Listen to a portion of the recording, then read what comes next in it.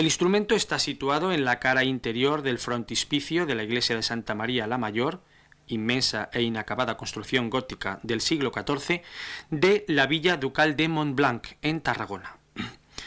Esta pequeña ciudad fue declarada en 1947 conjunto monumental y artístico por ser uno de los núcleos urbanos medievales más atractivos y mejor conservados de Cataluña. Los órganos de la región catalano-balear presentan características notablemente diferenciadas respecto de la escuela castellana, sobre todo desde finales del siglo XVI.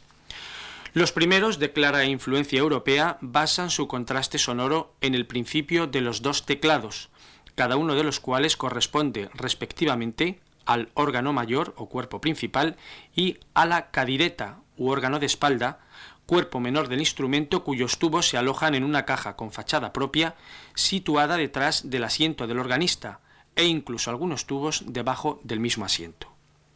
De esta manera se originan dos planos sonoros autónomos como consecuencia del diferente emplazamiento de cada uno de los cuerpos. De ahí que la adopción del registro partido, característica propia del órgano castellano, mediante el cual ese contraste se consigue sobre un mismo teclado, no se generalice en la región catalano-balear hasta bien entrado el siglo XVIII. El órgano de Montblanc responde a estas características y podemos considerarlo como uno de los ejemplares más interesantes de la escuela catalana de la organería del periodo barroco. Pero antes de seguir hablando de la historia y características del instrumento, vamos a tomar un primer contacto sonoro con el mismo. Para ello, les invito a entrar en el templo y en medio del impresionante silencio, solo interrumpido por el canto de los pájaros, escuchemos al organista Guy Bové interpretar una de las obras más bellas y profundas de Antonio de Cabezón, su tiento de primer tono sobre el tema gregoriano de la Salve Regina.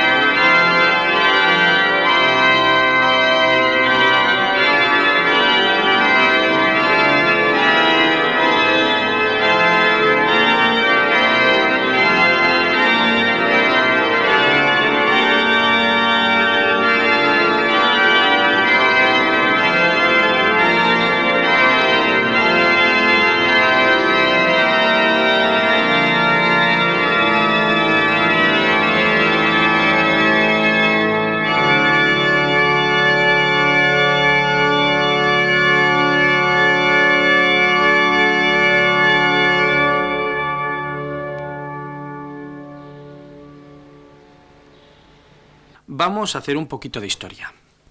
Las primeras noticias acerca de este órgano de Montblanc se remontan al año 1607, aunque no sabemos, pues el contrato de construcción ha desaparecido, quién era el organero ni en qué lugar estaba ubicado. Lo que sí conocemos es que en esta primera etapa solamente fue construida la cadireta o cuerpo menor del instrumento. La ubicación, por documentos que se han encontrado del año 1636, no es la misma que donde se haya situado en la actualidad. En 1703 el ayuntamiento de la villa, y a la vista del lamentable estado en que quedó después de la Guerra de los Segadores del año 1651, decide reconstruirlo. El documento que habla de tal reconstrucción es muy importante, pues, a juzgar por lo que en el mismo se dice, establece un nexo de identificación entre el órgano de 1607 y el de 1703.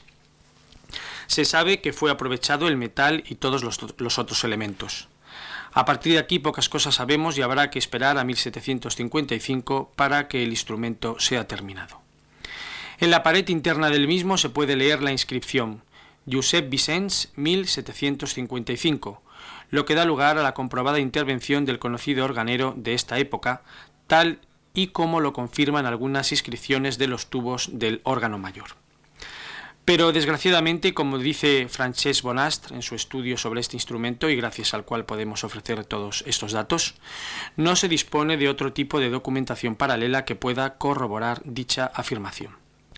En 1889 sabemos que se hizo una reforma, como lo demuestra una inscripción que aparece en la corredera que abre y cierra el registro de 4 pies del pedal, y que dice así: por Juan Florenzano, organero italiano, año 1889.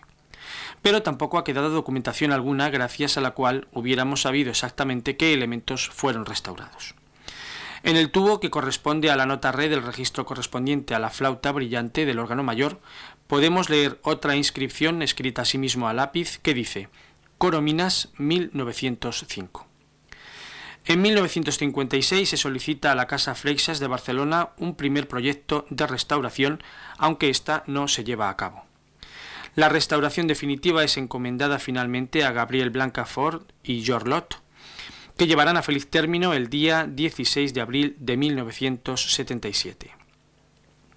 Ese mismo día fue inaugurado el órgano con un concierto a cargo de Montserrat Torrent, acontecimiento que supuso para todos los habitantes de la villa de Montblanc la recuperación de uno de sus más preciados tesoros y cuya historia comenzó un día del año 1607.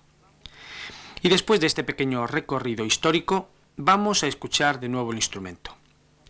En esta ocasión, y nuevamente con la música de nuestro Antonio de Cabezón, podremos apreciar el sonido de las regalías, tubos de lengüeta con resonadores muy cortos, contenidos en este instrumento dentro de la cadireta, y que, como ya se dijo, constituye la parte más antigua del instrumento. Con las diferencias sobre el canto del caballero de Antonio de Cabezón, y en versión nuevamente de Guy Bové, les dejamos.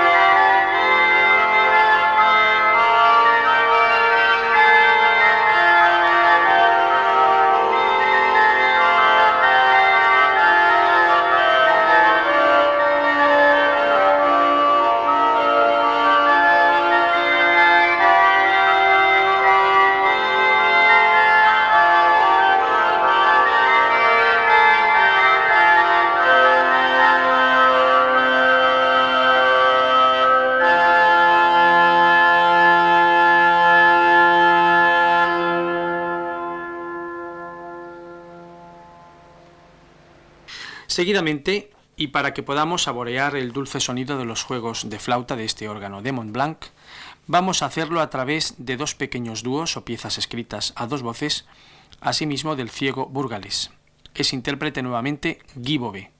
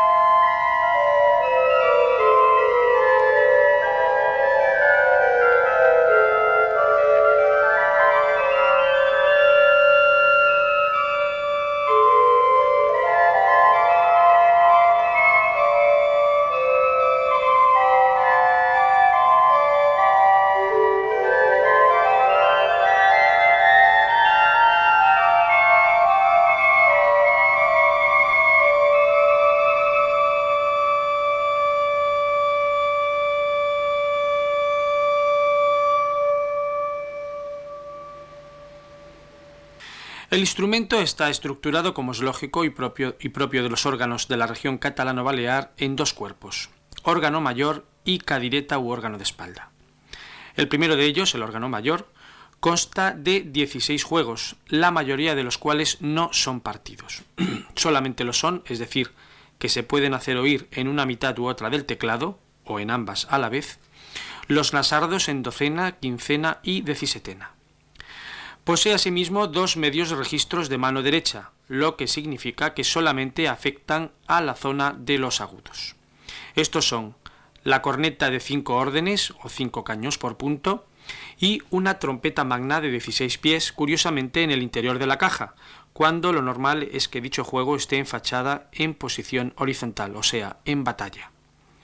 La gama armónica de los principales está fundamentada en un flautado de 16 pies, sobre el que se alzan el flautado de cara de 8 pies, llamado así por estar colocados sus tubos en la fachada en posición vertical, la octava, la quincena y 3 juegos de lleno, muy común esta peculiaridad de tener varios registros de mixtura en los órganos de Cataluña y Baleares. La lengüetería está formada por una trompeta real de 8 pies, interior por supuesto, y la trompetería de batalla, formada por un bajoncillo de 4 pies en los bajos, denominado en Cataluña baixons, y clarines de 8 pies en los tiples o zona aguda. Y también tiene clarines en quincena. Los juegos que están partidos tienen su división entre el si y do centrales del teclado, cuando lo común es que sea entre el do y do sostenido. Vamos a escuchar, antes de proseguir con la descripción del instrumento, un tiento de medio registro de mano derecha, el título exacto es Medio registro alto de primer tono, de Francisco de Peraza. En esta obra podremos apreciar el sonido de la corneta de 5 hileras del órgano mayor. Una vez más interpreta Guy Bové.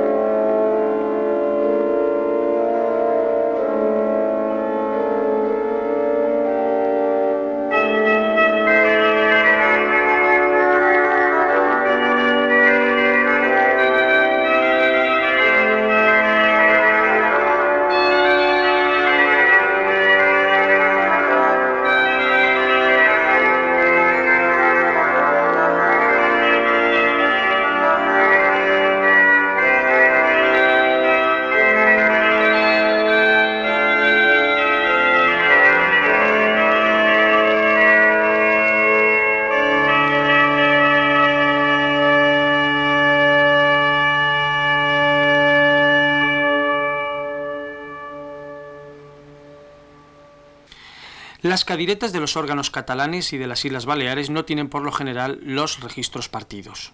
La del órgano de Montblanc solamente posee un medio registro de mano derecha, una corneta de 3 caños por punto.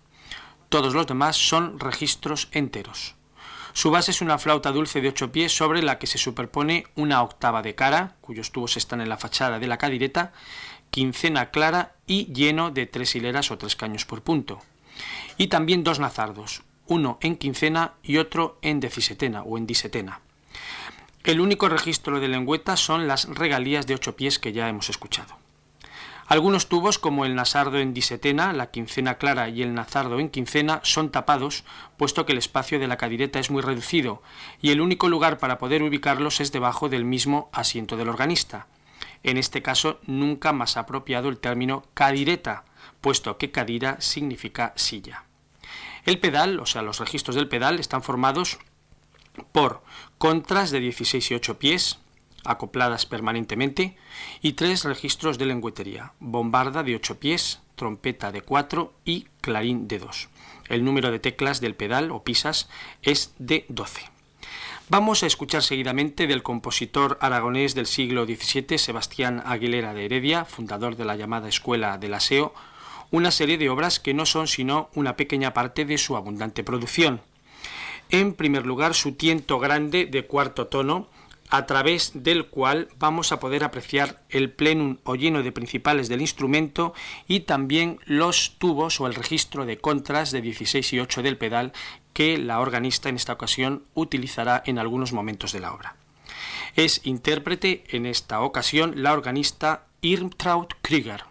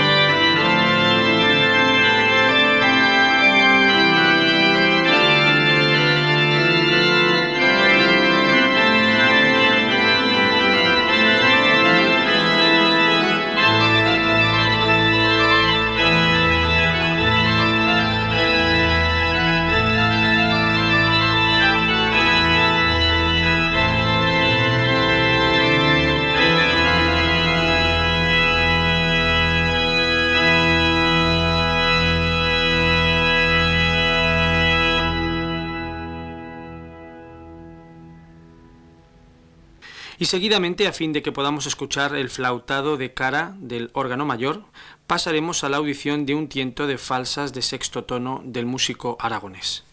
Falsas, como ya hemos dicho en otras ocasiones, significa disonancias, las cuales son provocadas por un hábil uso de los retardos. Los tientos de falsas de nuestros organistas ibéricos tienen su correspondencia con las ya conocidas toccatas de Durezze Legature de los organistas italianos de la época. Para poder apreciar estos choques armónicos, el registro del flautado de 8 pies de nuestros órganos es especialmente idóneo. Escuchemos pues tiento de falsas de sexto tono de Aguilera de Heredia a la organista Irmtraud Krüger.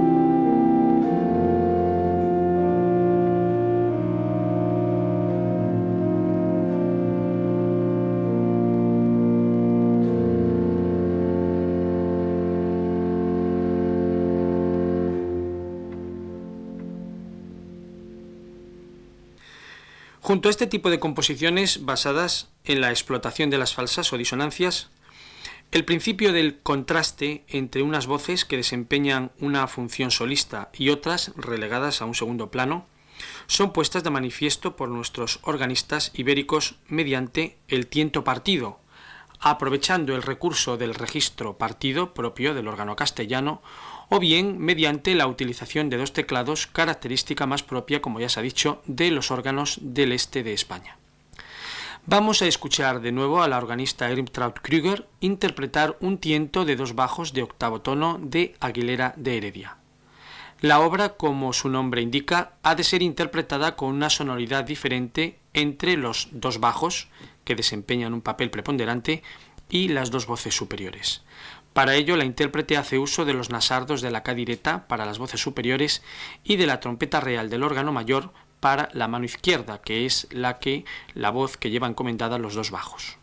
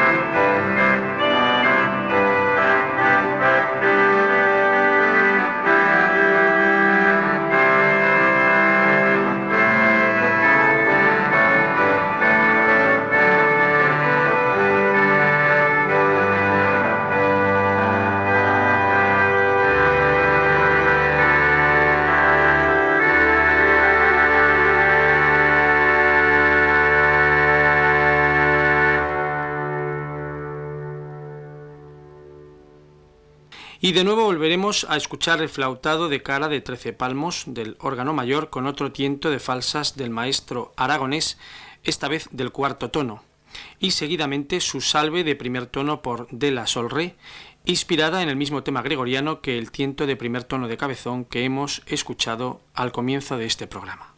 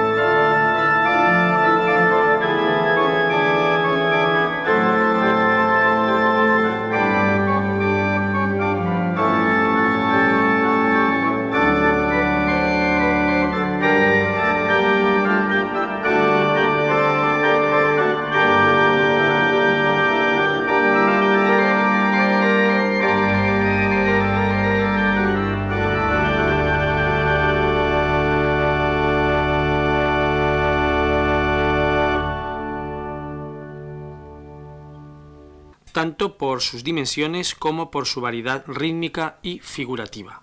La ensalada de octavo tono alto.